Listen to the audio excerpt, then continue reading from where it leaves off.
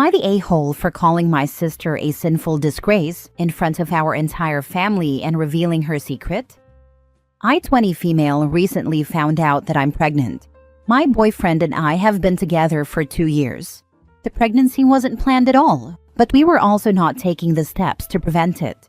With that said, we are happy and ready to start this next chapter together. We announced my pregnancy to my family at a small dinner last weekend. This is where my sister, 29 female, comes in, who is extremely religious. She's the kind of person who's at church every Sunday, pretty much only reads the Bible, and makes TikToks about passages. She constantly preaches about living a pure life and following God, and sometimes will force it into conversation. When I shared the news, most of my family was supportive and really happy for my boyfriend and me. Everyone except her. She immediately went cold and launched into this huge preachy lecture about how disappointed she was in me. She went on about how she expected better of me, how I was living in sin, and how God will judge. Pretty much she was making me feel horrible for not being married while being pregnant. I tried to keep my cool, but she wouldn't stop. She kept ranting on and on. She clearly could tell it was bothering me. Eventually, I had enough, and I snapped. I figured this was a perfect time to get payback for her shaming me. I went on about how it was hypocritical to call me sinful, when she was the one who was a fake, sinful disgrace. She too had a baby out of wedlock, but unlike me, instead of keeping it, she aborted it to make sure nobody else knew. The whole room went completely silent. My sister got upset, excused herself from the table, and left the house. My mom immediately started yelling at me for bringing up the past and ruining what should have been a happy evening.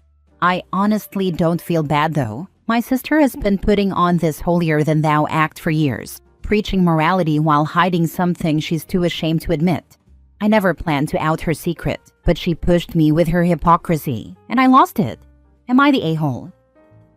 She lives in a glass house. She ought to know better than to throw stones. She who is without sin should cast the first stone. And you know, the sister said it herself. God will judge, according to her. So that meant sister should have shut the heck up about it and let God judge away. Not the a-hole. Mom should have shut down your sister. Yep, doesn't matter when it happened. Your mom should have shut her down. It was wrong to allow her to put on a show and then yell at you for pointing out her hypocrisy. Sounds like a toxic family situation. While you were no angel, the one who ruined the happy evening was your sister. For the record, I've been a Christian for more than 40 years. I also have a sister who is at least as spiteful and attention-seeking as yours is, and using the Bible as a tool to humiliate your sister does not change that. Good point. Using God in your bullying doesn't make you a good person. I'm fairly certain Jesus had some rather strict words about people who flaunt their piety in other people's faces. Next story. Am I the a-hole for telling my mom I won't be her caretaker just because I'm the only daughter? I, 34 female, have 3 older brothers. Growing up, it was always expected that I'd help my mom with things around the house while my brothers got to play or relax. I didn't think much of it as a kid. It was just how things were. But as I got older, I started to notice a pattern. My mom constantly relied on me for emotional support, household help, and later, even financial assistance, while my brothers were treated like golden children who couldn't do anything wrong. Now, our mom, 68 female, has some health issues that are progressing. Nothing urgent yet, but she's starting to talk about needing someone to move in with her, or her moving in with someone. At dinner a few weeks ago, she said, in front of everyone, "Well, obviously OP will take care of me when the time comes." Everyone kind of nodded and laughed like it was already decided. I sat there in disbelief. None of my brothers even flinched. I finally spoke up and said, "Actually, I don't think that's fair. I love you, Mom, but I have my own life and I'm not planning to become your caretaker." She looked shocked and asked, "If not you, then who?" I said, "You have 3 other children. It's not just on me because I'm the daughter." Now she's been cold toward me, calling me ungrateful and saying I'm abandoning her after everything she's done for me. One of my brothers told me I was harsh and should have just agreed and figured it out later. But I feel like if I don't speak up now, it'll become my full responsibility without discussion, just like everything else has always been. So, am I the a-hole for telling my mom I'm not going to be her automatic caretaker just because I'm the only daughter? Not the a-hole. You're setting a boundary that's long overdue. Caregiving should be a shared family responsibility, not just dumped on you because of your gender. Speaking up now is the only way to stop history from repeating itself. OP should remind Mom the reason her sons aren't prepared to help her is because she never taught them how to. The reason her daughter doesn't want to is because she's already spent 30+ years doing it, so it's someone else's turn. Let Mom be cold. She'll realize soon enough what a mistake she's made. Not the a-hole. Ask her why you should be grateful for shouldering the burden, when there are 3 others that can share the burden. You have been discriminated against your whole life by her. There is nothing to be thankful about. If the brothers are married, it's 6 people who can shoulder the burden, 3 of which will be absolutely angry when the brothers expect to make the wives care for their mom, which is 100% what they'll try and do. Enjoy the fireworks. Of course your brothers think you are being harsh. They're so used to being pampered by mommy while you do all the heavy lifting that the idea of you saying no is a foreign concept to them. But you have every right to say no. Why should you have to give up your life to be her sole caretaker when she has 4 children? It would be one thing if she was asking all 4 of you to take turns helping her, but she's not. She wants you to give up everything while they give up nothing. Once again, stay strong, OP. They'll try to guilt you, but you have nothing to be guilty of. If they feel so strongly that someone should move in and help, then they can be the ones to make that sacrifice, not the a-hole. Next story. Am I the a-hole for refusing to babysit my sister's miracle baby after what she did to my dog? So my sister, 32 female, had a baby last year after years of struggling with infertility. We were all happy for her. She called him her miracle baby, and honestly, I didn't mind the attention he got until things got weird. I, 28 female, have a golden retriever named Benny. He's 5, the sweetest boy alive. Everyone in the family loves him. Even my sister used to, until the baby came along. One time I brought Benny over when I visited. He stayed on his mat, didn't bark or even move. The baby started crying, and my sister went, "I think he's making the baby nervous," and asked me to put him outside in the middle of winter. I said no and left early. That was strike 1. Next time I saw her, she told me straight up she didn't want Benny around her son because he's a dog. I said okay, whatever, and stopped bringing him. But I could tell something shifted.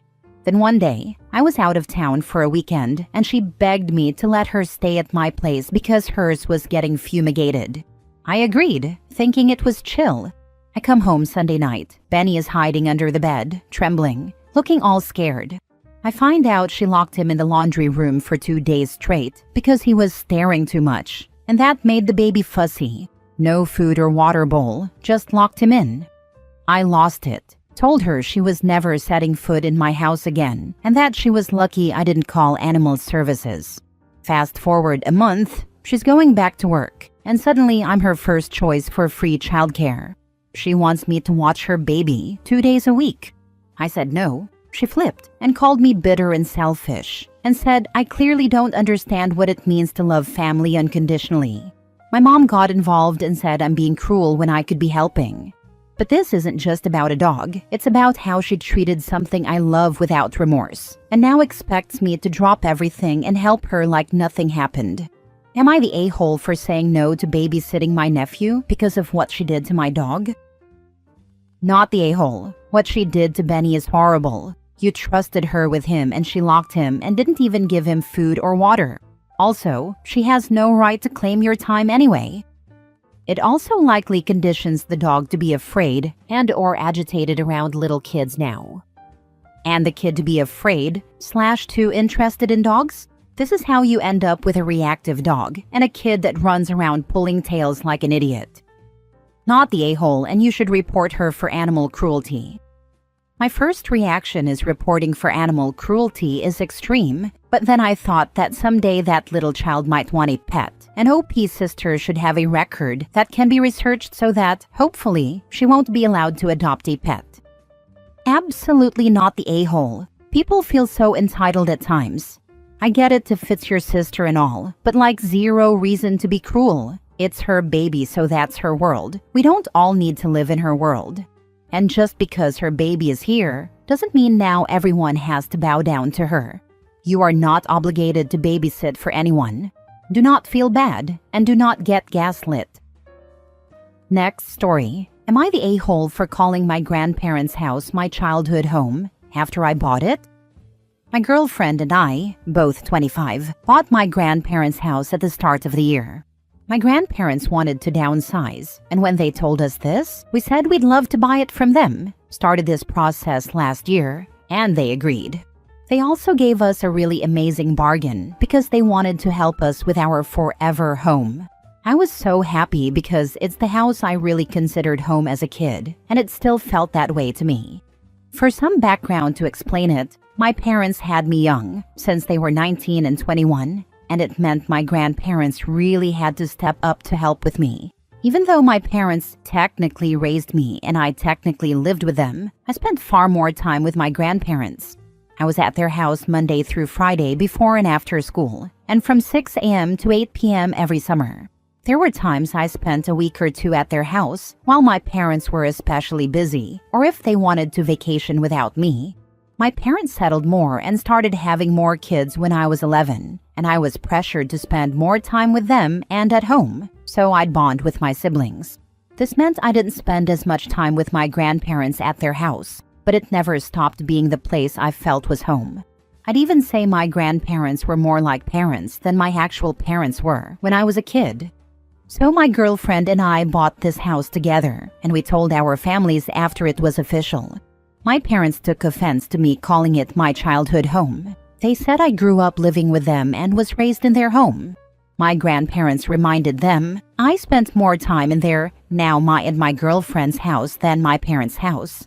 That wasn't good enough for my parents. They said it was insensitive and was a dig at them. I said that wasn't what this was. I told them it was about what felt true to me. My parents said it was disrespectful to them, and that I wouldn't change their minds, that I should have known better. Am I the a-hole?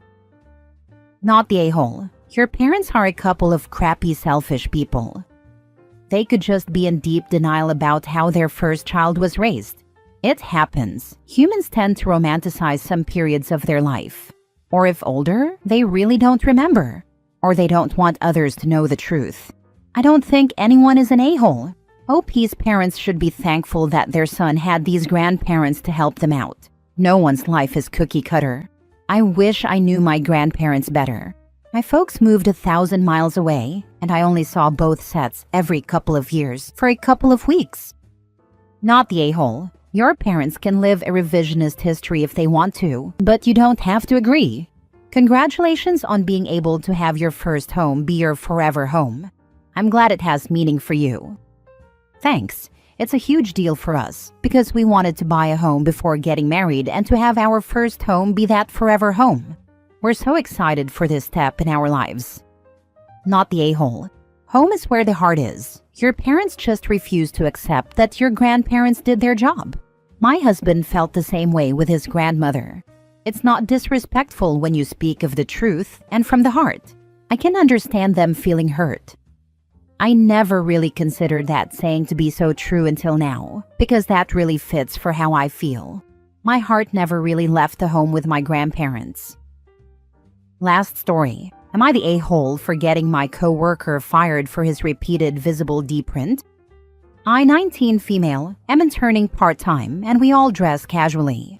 I was alone in a room at my office one morning when my coworker Josh, late 20s male, came in and started chatting with me.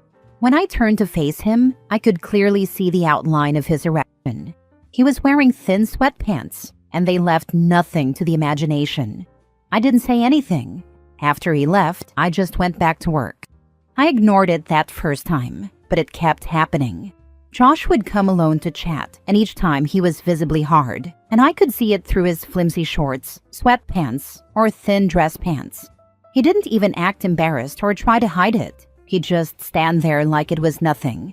He acts normal around everyone else, and this hasn't happened any other time I've seen him. Not with others around, just when it's only us.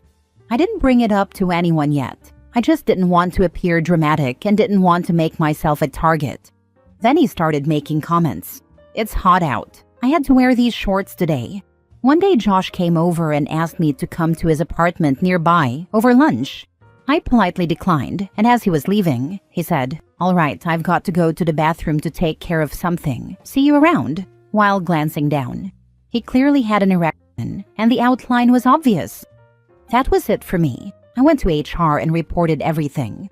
HR put Josh under review, and he ended up being fired with cause. Now some of my coworkers are icing me out. One of my coworkers sarcastically muttered, "I made sure to wear proper pants today. Didn't want anyone to get any ideas," while I was having lunch near some of them, and they laughed. My boss has been talking to me less, and I feel alienated. I just wanted Josh to stop. Am I the a-hole here? Not the a-hole. Anyone being a jerk about it can kick rocks. Tell them you're there to work, not be sexually harassed with boners every day. You did the right thing by reporting his behavior. It's completely inappropriate and unprofessional.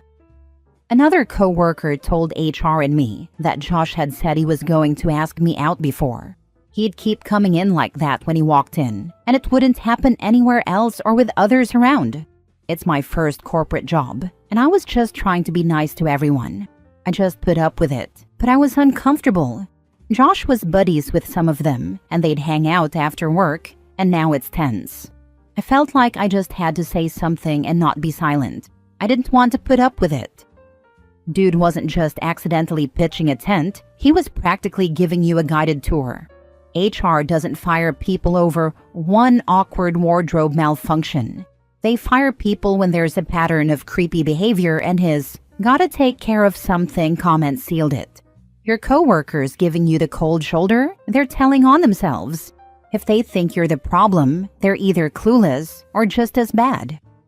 Not the a-hole, and it looks like your coworkers are ganging up on you. You'd have nothing to lose by reporting the whole lot of them and finding yourself another internship where they have a dress code. Where I'm from, I'm pretty sure there are laws against bullying in the workplace. Might be worth OP looking into it. It's illegal retaliation for the boss especially. Any comment mocking OP for reporting an HR violation that went OP's way is making another violation worthy of HR. But this is the rub. OP could just be painting another target on her back by doing something about it.